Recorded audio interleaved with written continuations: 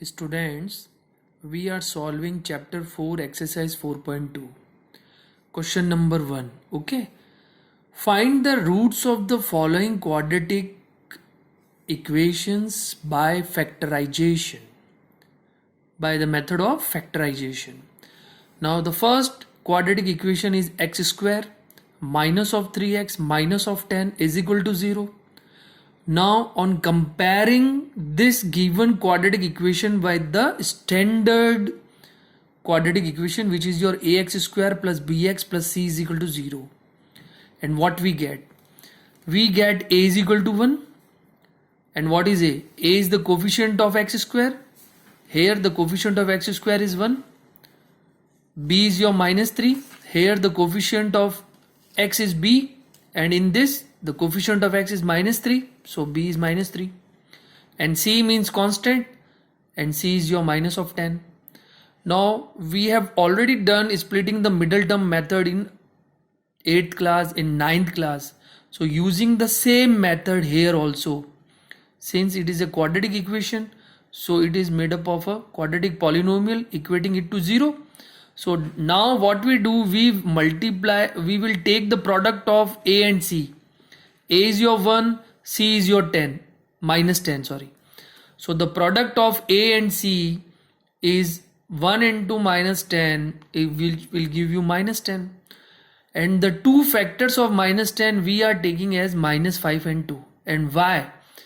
Because minus 5 when multiplied by 2, we get minus 10. And minus 5 when added to 2, we get minus of 3. And what is minus 3? Minus 3 is your middle term. So the given quadratic equation x square minus 3x minus 10 is equal to 0 can be written as, we have splitted the middle term. The middle term is your minus 3x. Okay, you can see. So the middle term minus 3x is splitted into minus 5x and plus of 2x. And x square and minus 10 as such, equating them to 0. Now from the first two terms, when you take x common, the first linear factor is x minus 5. And when you take plus 2 common from the last two terms, you will get x minus 5 as the same linear factor, equating it to 0. So the two linear factors are x minus 5 and x plus 2, equating them to 0.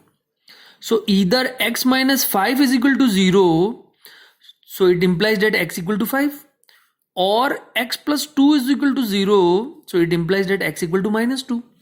Therefore the required roots are x equal to 5 and x equal to minus 2. These will be the answer.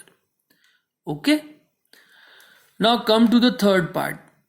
Here we have been given quadratic equation as root 2x square plus 7x plus 5 root 2 is equal to 0. So again we compare it with the standard quadratic equation, that is ax square plus bx plus c is equal to 0. And what we get? The value of a, which is the coefficient of x square, and that is root of 2. Value of b, which is the coefficient of x, that is plus of 7. And the constant in this is 5 root 2. And again we will use the splitting the middle term method. So here when we take the product of a and c, which is your root 2 multiplied by 5 root 2, so you are getting 5 multiplied by 2, that is 10. So 10 will be the product of a and c. So the two factors of 10 we are taking as 5 and 2. And why we are taking 5 and 2? Since 5 when multiplied by 2 we are getting 10, and 5 when added by 2 with 2 we get 7. And what is 7? 7 is the middle term, that is b. So we write the given quadratic equation as root 2 x square plus 2x plus 5x plus 5 root 2 is equal to 0. So the middle term plus 7x is splitted into these two. 2 plus 2x and plus 5x. Now this again it implies root 2x square as such plus, and this 2 can be written as root 2 multiplied by root 2. It makes no difference. When you multiply root 2 and root 2, you will get 2 again. Okay, and x.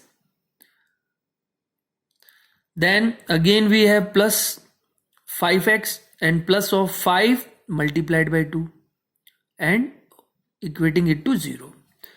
Again it implies that when you take root 2x common, the first linear factor comes to be x plus of root 2. You can see. And when you take the 5 common from the last two term, again you get the same linear factor x plus root 2, equating them to 0. So the two factors of the quadratic equations are x plus root 2 and root 2x plus 5, equating it to 0. So either x plus root 2 is equal to 0, here we have written either x plus root 2 is equal to 0, so it implies that x equal to minus of root 2, or the second linear factor, which is your root 2 plus 5 is equal to 0.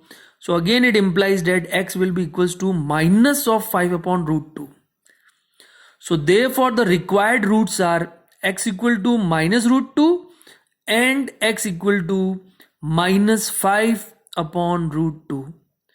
So these are the two roots of the quadratic equations. Okay, hope you understand. Thank you so much.